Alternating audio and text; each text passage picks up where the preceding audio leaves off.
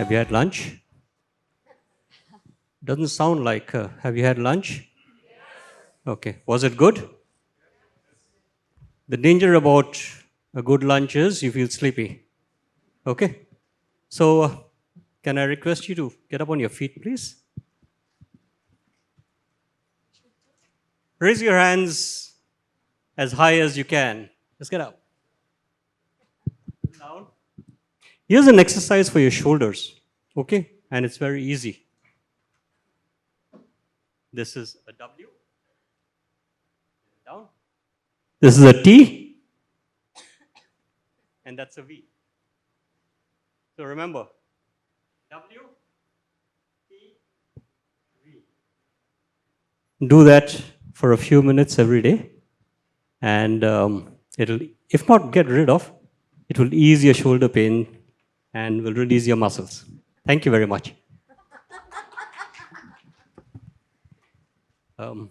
I've never, starting with my wife and my daughter, I've never had people who've been so obedient. Thank you.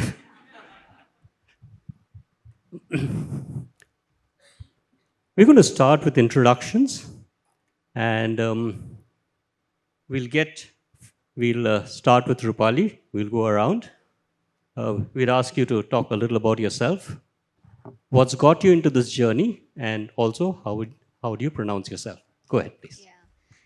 So hi everyone, very excited to be here. My name is Rupali Virkar and I head the People and Culture Center of Excellence in Entity Global Data Centers. What is it that I do, right, at this point of time? So I make opportunities accessible to all within the organization.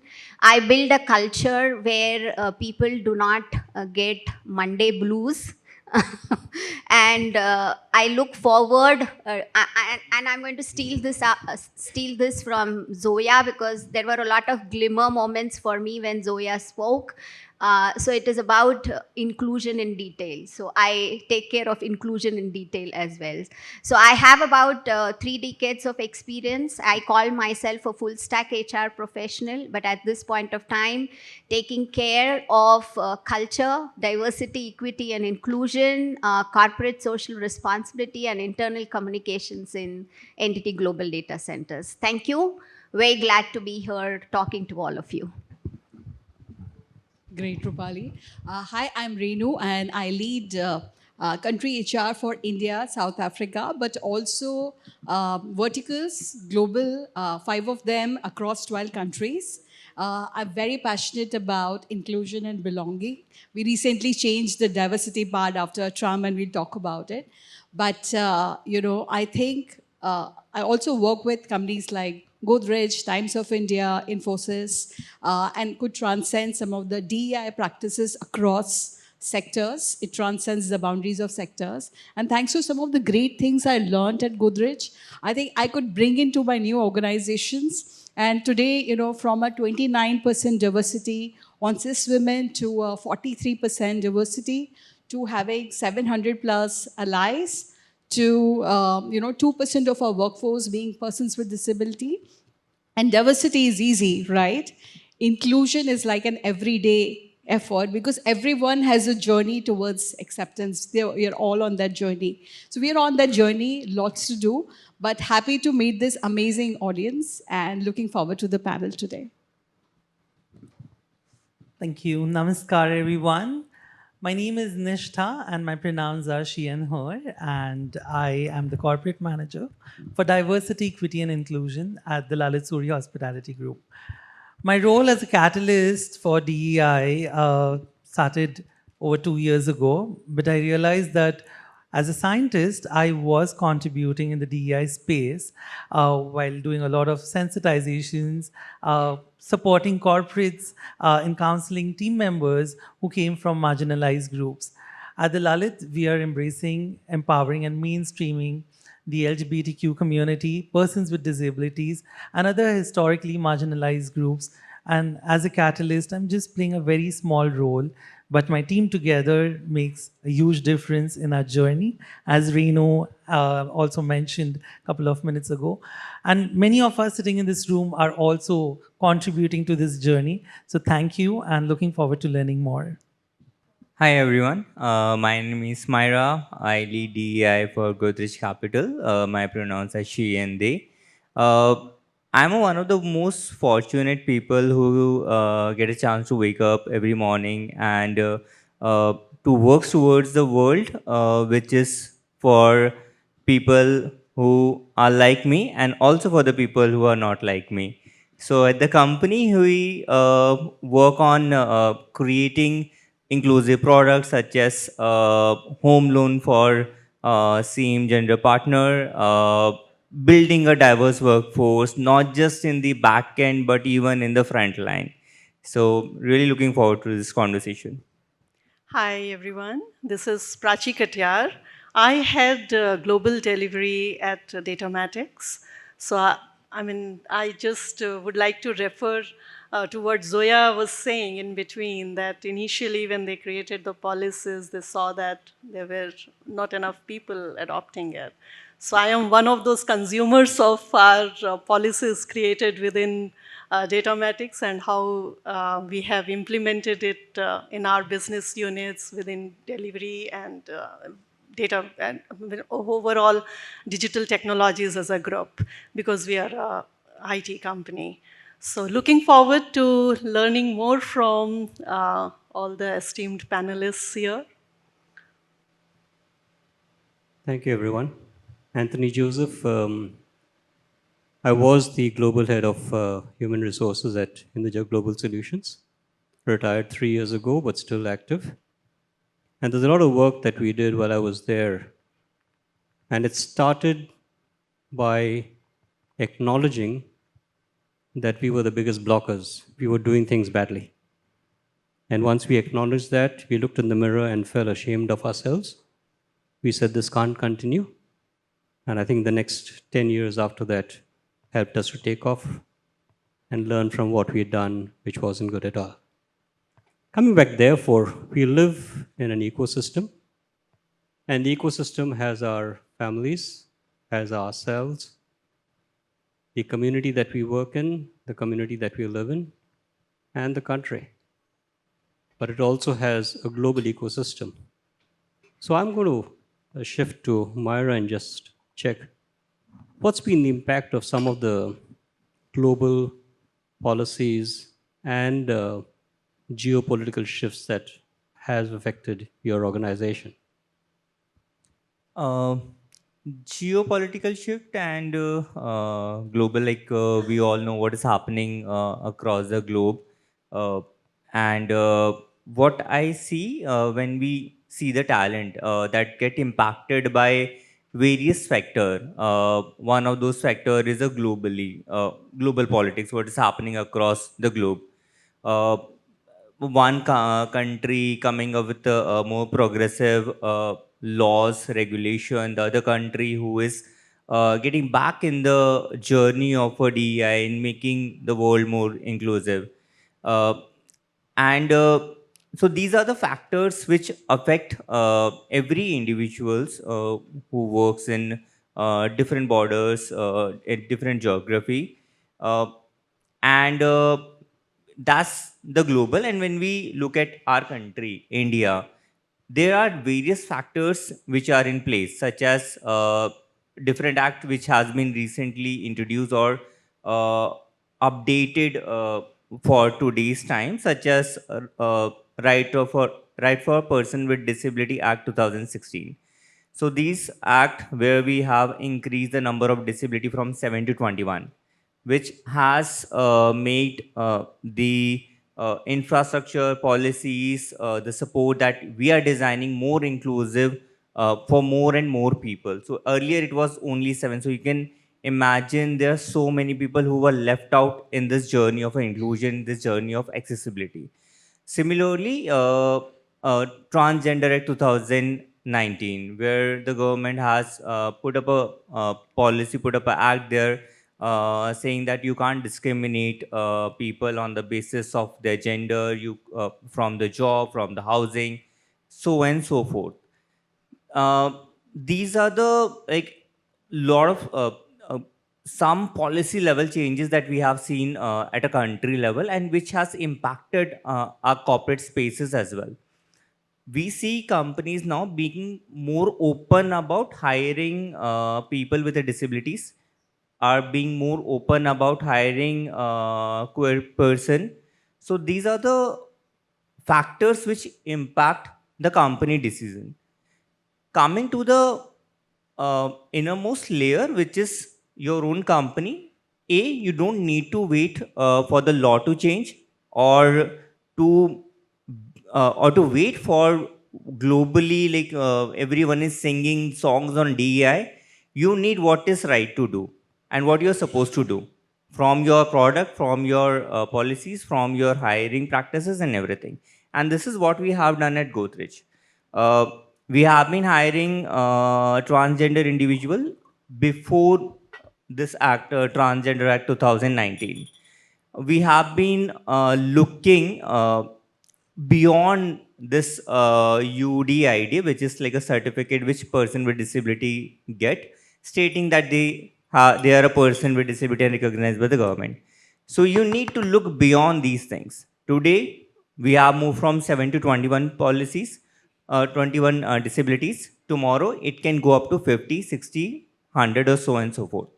So these are the different factors which impact the individual, and there are various things a company which they can do at an individual level, such as I mentioned, moving beyond what is happening at a global level, and also thinking beyond what are the acts which the country has, and being more inclusive, being more experimental with the workforce, with the policies, with the products, so that it can be truly inclusive for everyone. If I Thank may you. add. Yeah. Yeah. Yes, Renu, go ahead. Okay. So from my experience of now working very closely with 12 countries across Americas, Latam, and all, and with what the recent political scenario is, and talking about Trump and Elon Musk. Trump is also a diversity hire because he's 79. Elon Musk is an immigrant from South Africa, right? If they get a chance, others get a chance. But what really happened is in certain pockets, it went too far. You say one racist word and you lose your job. No matter how much you apologize, you lose your job, right? It went so far that there was a balance needed, but I think the government went on the other extreme and everybody had a knee jerk reaction. All we need is come back to the center, enable all, right? And you see a lot of these, like Europe has accessibility laws, right? You go to Latam, and everyone's talking about equality and fairness and not about diversity. They're saying we don't want to prefer any particular gender or any particular this thing. As far as you're good for the job, we'll not, right? So these are some of those things that you need to keep in mind. And India runs very differently. The wind blows very differently. We can talk without limitations, right? But there you have to be really careful, and that's our learning, as we get into the this thing. But I think one thing that works across countries is respect. Even if you make a mistake, in calling somebody's gender wrongly and all, just that respect, just that apology, just sets you free. Great. And there's so much that we can actually get across here. So I want to pick brains and experiences from the diverse group that we've got. And Nishta, for you, beyond dashboards and marketing temptations, what are some things that you've done which have looked at creating generational diversity, PWD, and neurodiverse talent? Thank you. Thank you for the question. Honestly, DEI is not about targets, numbers, and dashboards. While we're working with team members from diverse walks of life, it's their experience that makes us feel that we are doing things correct. For us at the Lalituri Hospitality Group, we followed few things which are simple and practicable. We believe that inclusion is not to be complicated, but it is supposed to be experienced. And I'm going to share 5 such things with you today. First, when we bring someone to our team, we ask them what is it that helps them do their best work. Some may say that I need extra time to do certain things. Some may say I need clear instructions, written instructions to be more precise to perform my work at the best. Some may say that I need certain support, in terms of infrastructure. Also, a buddy maybe, who could help me identify where am I going correct and where I have to be improvised on. Second, when we are trying to identify which areas these members would give their best, we look at the strengths and we focus on mapping their roles in such a way that it benefits them as well as the business. Just as our Zoya mentioned, we don't want to ignore the big business aspect of DEI as well. So while I say so, there may be some individuals who may be, good at guest interactions. So we put them at the guest-facing role. There may be some individuals who may have eye to detail and want to do certain things, in crisp and precise manner. They may support our back-end teams. Knowing their strengths, when we place them in a particular role, they feel valued, they feel recognized for what they are doing. Third, when it comes to learning and giving them growth opportunities, we do not put them into boxes. We do not label them basis their identities. We allow them to share how they want to learn from us. Learning may not be same for everyone, and that's okay. Everybody has a unique need, and for us to provide them with support is equally important. For someone who is neurodivergent, may not understand what's given in written text, but visual, videos maybe can help them learn things better. Similarly, for somebody who is from Gen Z, they may not want to hear Gyan, but short videos can really make a difference for them. For someone who's a senior team member, maybe learning for them, at the position that they are may not be easy. But understanding that they may take some time to adapt to newer process is something that we can provide as a support to our team members. Third, I believe that it is important for team members to not just find in a space where they are just pushed to do their work. Creating infrastructure which is accessible is also equally important. And here I'm going to second, Myra's thought that we are not going to wait for budgets. We are not going to wait for any special project to make changes in our infrastructure. We are going to just do what is needed. For that matter, asking an individual about their pronouns to begin with, or not forcing them to tick box men or women identity while filling the application form. It could be teaching the basics of sign language to team members to have basic communication for someone who is hearing and speech impaired. Small little steps make a huge difference, and they definitely contribute to a big impact. Lastly, we have a team members resource group. Pure Love Resource Group is what we call. This resource group, we don't have any specific communities, being a part of it. We have allies equally participating in this resource group to understand the challenges and the strengths of individuals from marginalized walks of life. And when they interact, it is so beautiful to witness that they empathize and not sympathize towards these individuals. And it is also important for us to understand that while they are empathizing, they're just doing what is required rather than following something that is forcefully pushed by policy change. At the Lalituri Hospitality, for us, we believe that DEI is not about dashboard. It is about that one experience of team member who says that I feel supported while I'm at work, and that is our success. Thank you. I don't want this to pass. Do you think this deserves a big round of applause, please? One very important thing which Nishta has just mentioned, that we need to see people beyond boxes. And this is where we generally make the mistake. Women are not good at the front line. Women are not good with the complex leadership roles.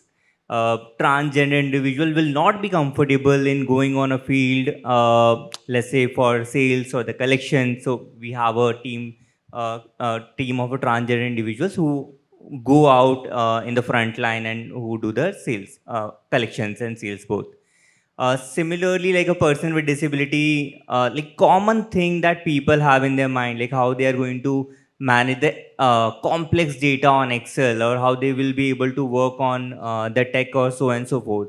So these are the boxes where the people are, the talenters are not living in. We are putting them in a boxes, and we are designing, we are deciding things for them. Okay, you will be good at this job. This particular community, this particular cohort will not be able to do this thing. So it's a very unfair thing which we do, and it's amazing what Lalit Suri is doing in the space, is truly breaking the boxes. Fantastic. Very well said. It goes beyond creating the ecosystem is wide, which has physical requirements, which has being sensitive. So, Rupali, for you, what are some things that your organization is doing in terms of reskilling and helping people to rethink, both in terms of inclusion as well as mobility programs? Yeah, so thank you, Anthony. That's a brilliant question.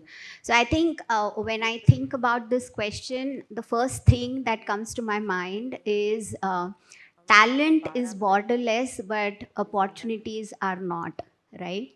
Uh, so in the data center organization where I'm working, the demand for talent exceeds the supply for talent. So we actually have to look at, so we have to actually move from talent competition to talent creation. So that's the first approach that we are looking at.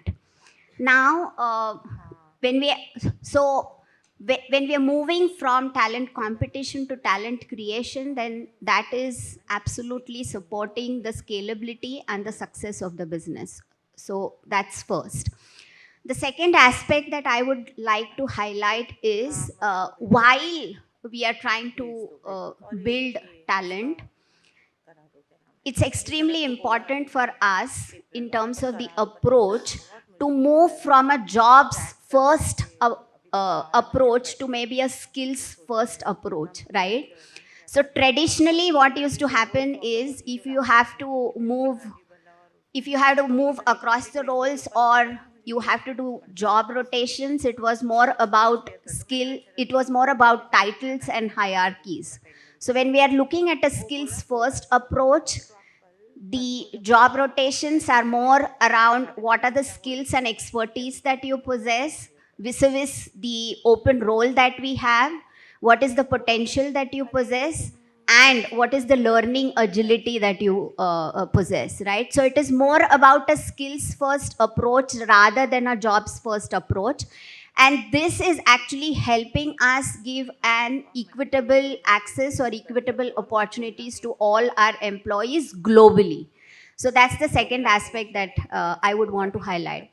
The third aspect which I would want to highlight is that there are various elements within the ecosystem that you have to create in order for people or employees to actually have hyper personalization in terms of their skills development.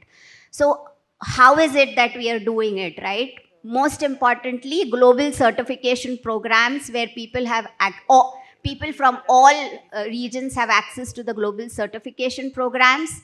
What does this do? This also enables us for virtual job rotations if required. I mean, it's no longer just physical job rotations, but now that talent is borderless, we can look at virtual job rotations as well.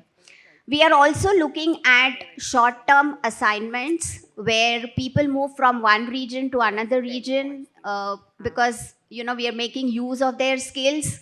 They reskill the people in the other region, and with the short-term assignment, they go back. As a result, there is a win-win situation created for the individual who has moved for a short-term assignment and for the region where the individual is coming and actually looking at reskilling talent in that particular region. Not to forget, we are also looking at virtual leadership academies and virtual learning content. Certain basic things like our virtual learning content is actually available in multiple languages, in multiple regions that we are operating. So obviously the learning content is available in multiple languages. Last but not the least, I would want to highlight about the mentorship opportunities. So high potential talent from probably underrepresented groups, right? There are global leaders who actually, and we are in the process of doing this, there are global leaders actually who will provide mentorship opportunities for these individuals. So it is not a one size fits all kind of an approach. And I'm not saying that we have arrived as far as this journey is concerned, but we are getting there because we know what is the direction that we are taking. If this was not all, I think I would also like to emphasize the importance of the roles of the ERGs. So in terms of upskilling, reskilling, our ERGs also play a very, very important role in terms of ensuring that the communities, one is creating communities, and the communities that they have created, they have accessible learning opportunities and global exposure across the organization. If that is not all, I think it's now that we are working across global regions, what is extremely important for us is how do you develop the cultural intelligence across the organization, right? I mean, you're leading distributed teams, you're working with people across the globe. Now, how culturally intelligent are you in order to understand the nuances of a particular region so that it makes you actually equipped and confident to work across the diverse geography. So we use a cultural tool which actually helps you understand your cultural profile vis-a-vis the cultural profile of the individual that you are interacting with. And there are tools like your AI coach that is available to you in order to help you understand a situation that you're trying to navigate into a different culture. And last but not the least, how do you put the intention into reality, right? So we are tracking a lot of metrics or impact of the metrics as well in terms of what is the percentage of population that has moved across the global roles, right? It could be career progression metrics. It could be retention metrics post the mobility. It could be the learning metrics across the regions or across various represented groups. So a whole lot of things that we are doing under this. So it's ultimately about figuring out what is it that you as an organization want to do in terms of inclusion, in terms of equity. Have a North Star that you have defined for yourself, and the journey continues. With my experience, I don't see the end of the journey. I only see that the journey is evolving year after year. And that's about it from my end. Thank you, Anthony. Yeah, there's so much that's getting done. Some more noise, please.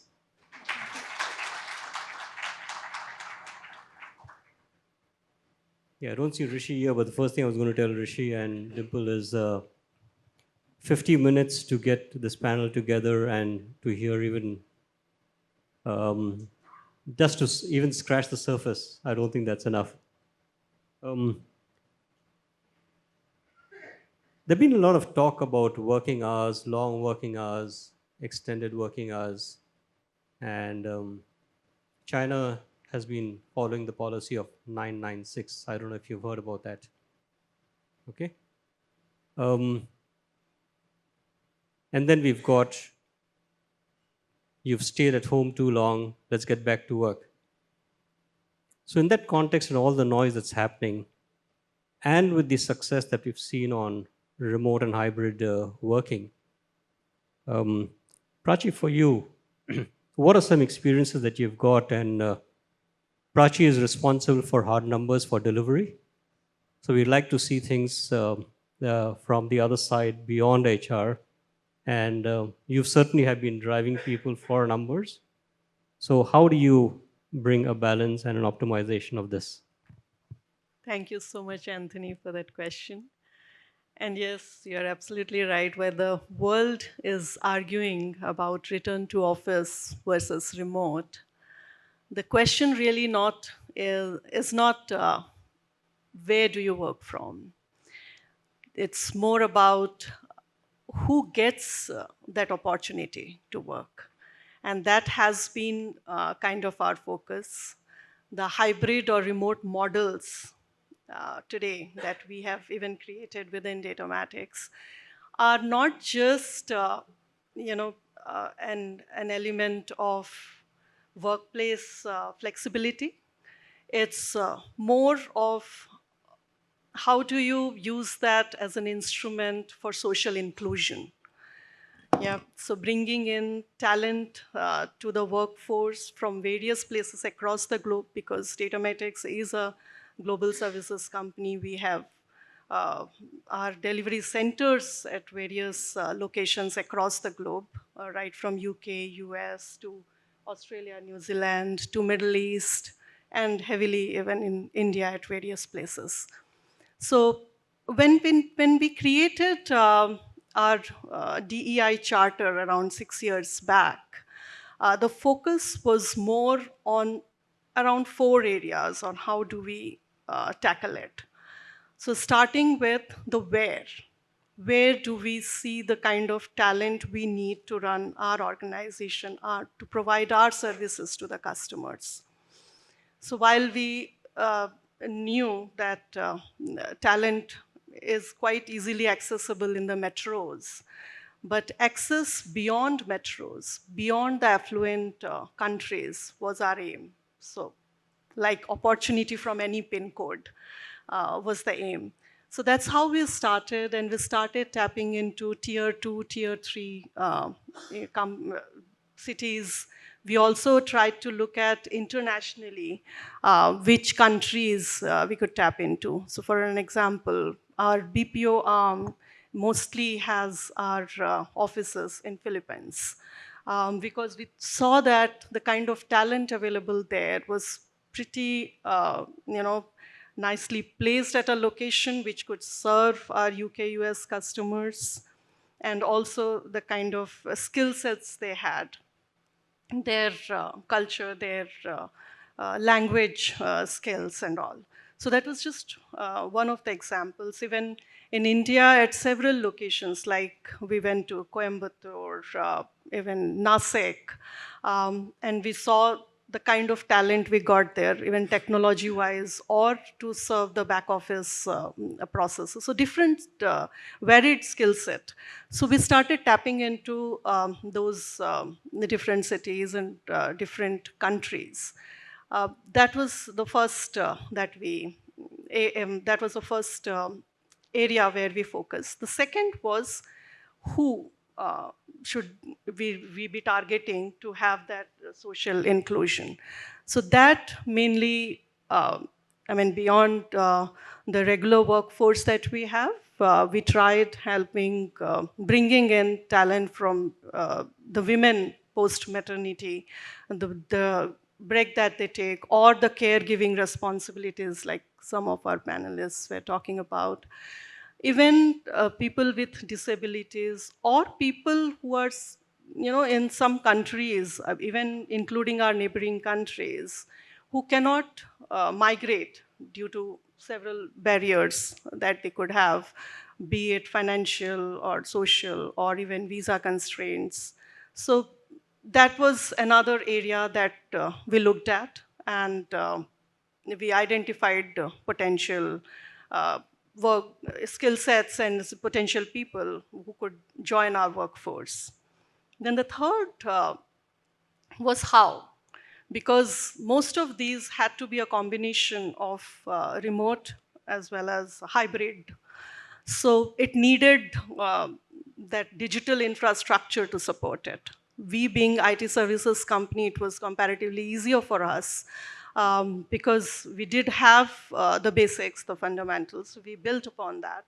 We built specifically programs to train our such workforce. Because when you work from remote, there are other elements also come into picture. So Rupali was talking about upskilling, which also requires a lot of digital content if you're kind of trying to train your people remotely. But along with that, the cyber security guidance, how data can be more secured. So educating people on those several elements as well, because we have workforce which also supports the production systems of multiple of our customers, especially who are regulated industries as well. So that guidance, because it all becomes very easy when you are in office, but when you are working from remote, that's an area we wanted to ease out as well and make it more robust.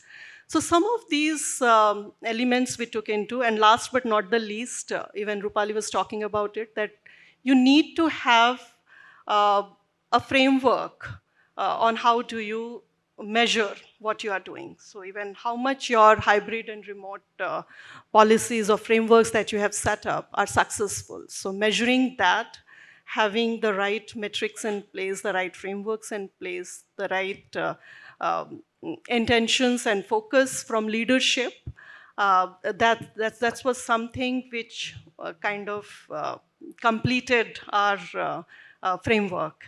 So, I mean, I would like to end it with this, that DEI for us has been an instrument to improve our social inclusion.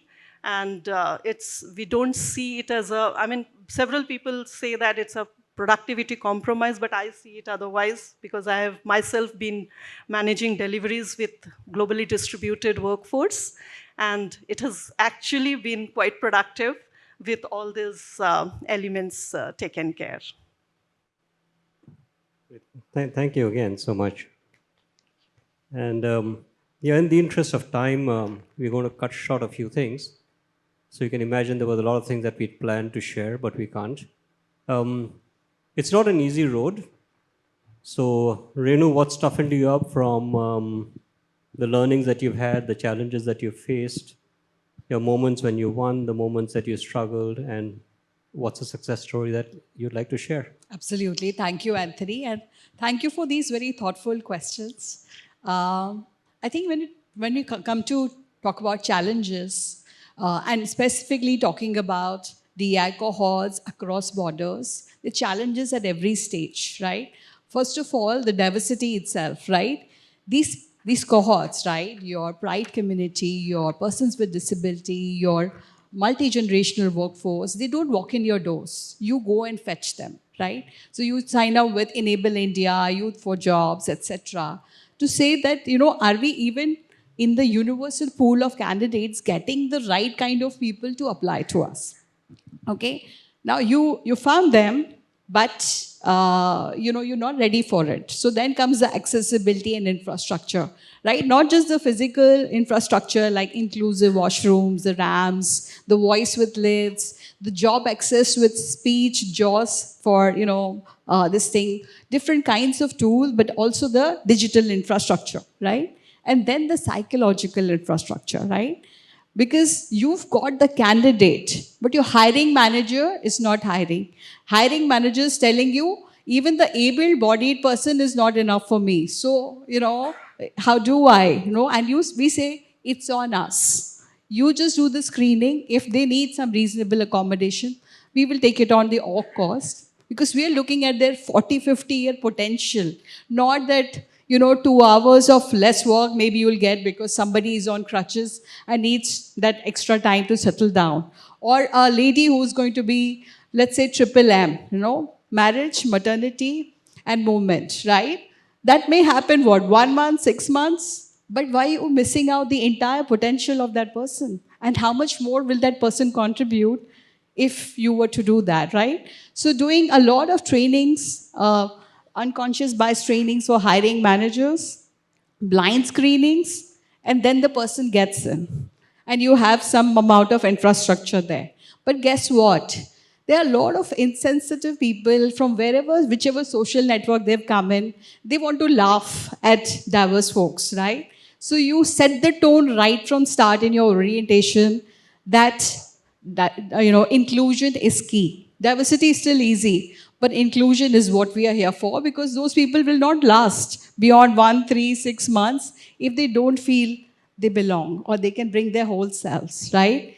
So you do that, okay? Now they're into the business. Now, if you're talking about different kinds of disabilities, like speech and hearing impaired, blind, let's talk about, and my colleague Shabina is here. She leads DI for India and Travel Vertical, and she's herself a sign language interpreter. Okay. Now you realize everyone needs 2 weeks of training, but because somebody's interpreting it, now you need 1 month of training for your diverse cohorts. So can you build it? Of course we can, right? Similarly, for each of those 21 disabilities, can we have the reasonable accommodation?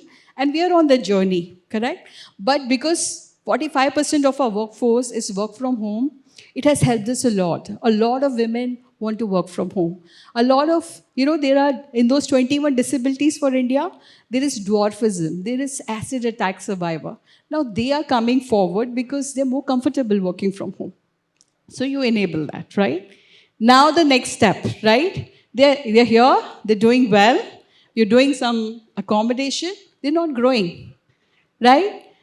And their experience scores are not great, right? Everybody is at a 90% score, they're at 60, right? So what can we do about it? So 2 things, right? One is you do, all those ERGs, you celebrate diversity, you bring them in.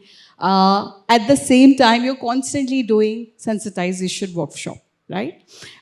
Then comes a part where, a lot of leadership things, DEI is only optional, performative. If we don't do it, it will not affect us, right? No amount of logic and talking is helping. So what you do it, you force it down.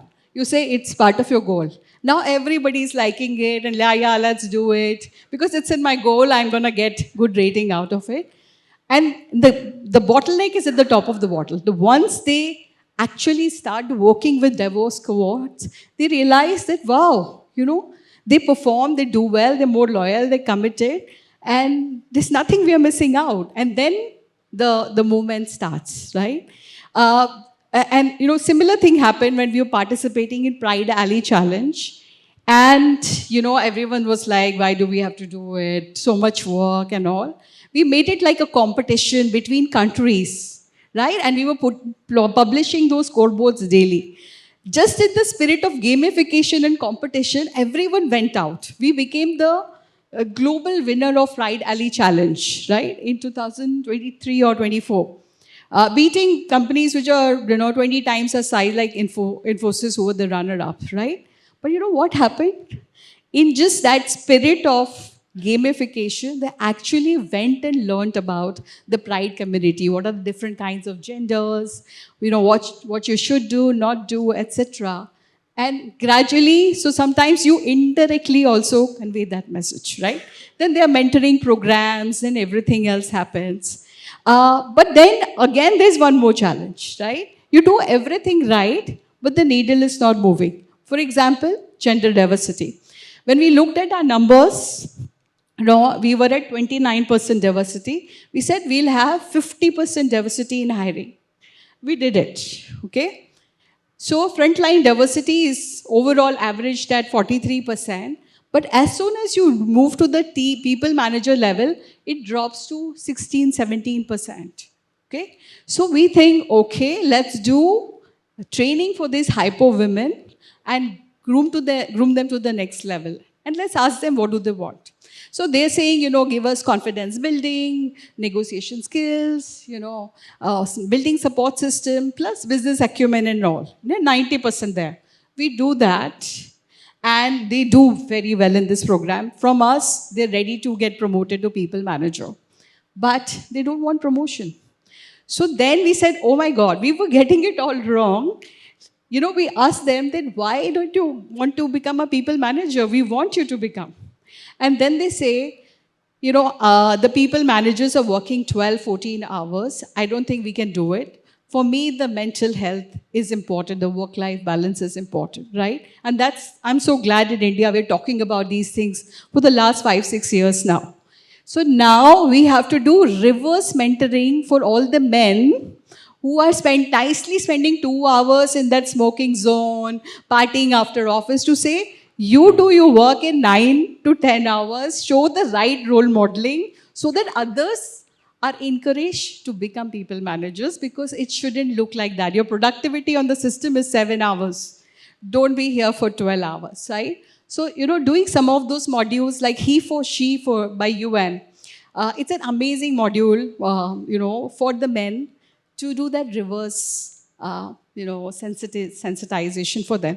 But in all of this, I'll conclude my answer now, is it's very important to measure it. And not measure just the participation and all of that. Those are effort metrics, but the outcome metrics, right?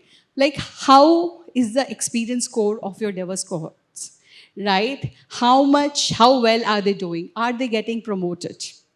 Right? How does the entire organization see you? Do you have an inclusion score?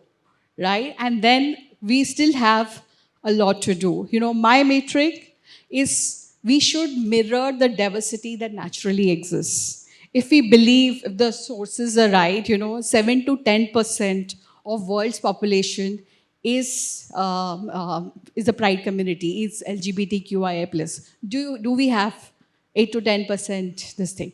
15% of the world population faces some or the other disability. Do we have it? Right? Women are 50%. If we don't have it, till that time, the journey continues. Great. Thank you. Yeah. I'm going to request for just 2 minutes more so that we can wrap this up. How many of us in the audience practice and maintain a to-do list? How many of us do a to-do? I need to do this today. I need to do this week, this month. Okay. About 50%, I guess, is the number of hands that came up. Let me ask a follow-up question. How many of us have a personal to-be list? I want to be this. I want to be an effective leader. I want to be a responsible parent. I want to be a good citizen. Okay. The number of hands that have come up on to be is about 25% of what we've got on to do. And here is my summary of this. We become so much of to do, but we are in the bracket of human beings.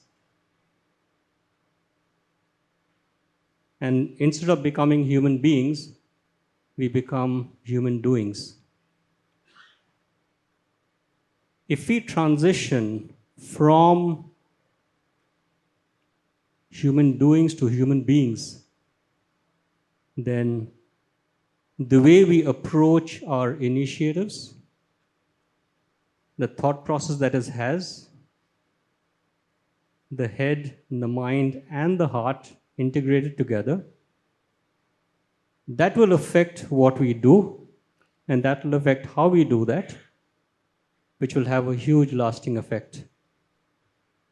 So, if I may leave this with the plea for each one of us, which is make the transition from the to doing to the to being, from the to-do list to the human being, and make a promise that I, as an individual, will be an inclusive person.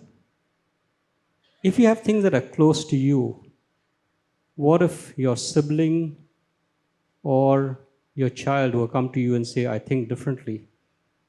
I want to marry someone from outside my community. I want to marry someone that's different. I don't want to get married. I want to do something that's there.